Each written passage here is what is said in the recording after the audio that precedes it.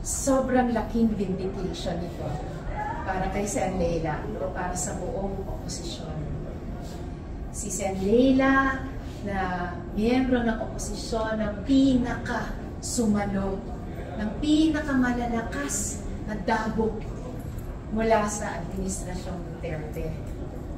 Si Sen. Leila na nag-labor sa ilalim ng tatlong walang kakwenta-kwentang kaso at kailangang hintayin na isa-isang magbikan yung naging manong saksi laban sa kanya at sa wakas makapakinabang sa karapatan niyang simpleng mag-post ng bail bilang bahagi ng due process.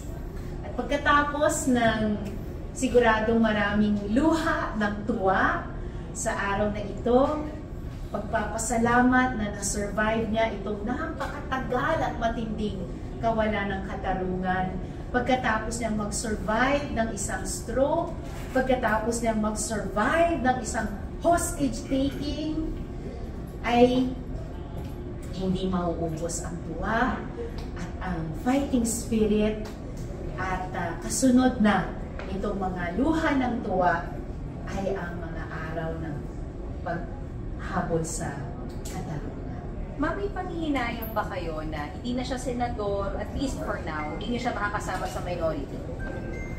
Syempre nakakamiss si Sen. Leila sa minority. Kahit nung nakaraang dalawang kongreso ay miyembro naman siya ng minority, kaya lang isang taon lang na nakasama namin dito sa mga hearing at sa plenaryo. At sa loob ng kalahating dekada, senador siya, pero napigilan na tuparin ang kanyang mga tungkulin sa kanyang mga constituents dahil sa kawalang katarungan ng mga kasong iyan at mga paninirang puri na iyan at mga atake na iyan. Pero walang bagay na pinagtiisan, walang bagay na ipinaglaban na sa huli masasabi natin ay nasayang lamang.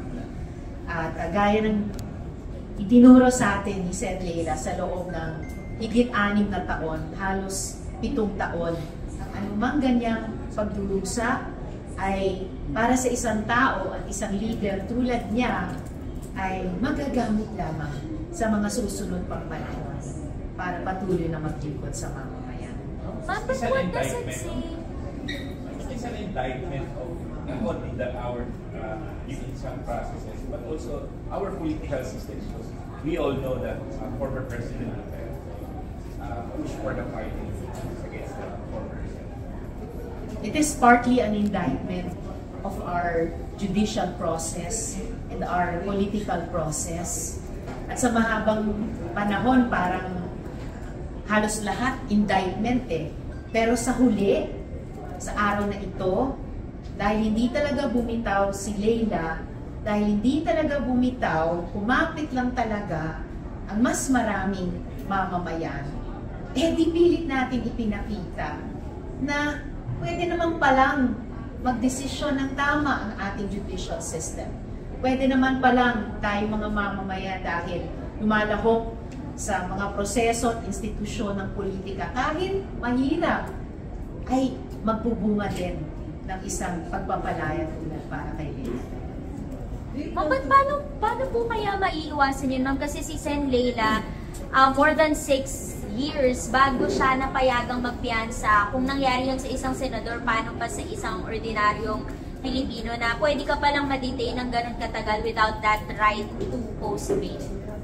Kaya nga kaya siya tinarget ni dating Presidente Duterte para gawin siyang parang Exhibit A na huwag kayong tutulan kay Sen. Leila na lumalaban sa akin kung ganito ang pwede kong gawin sa kahit sino sa inyo.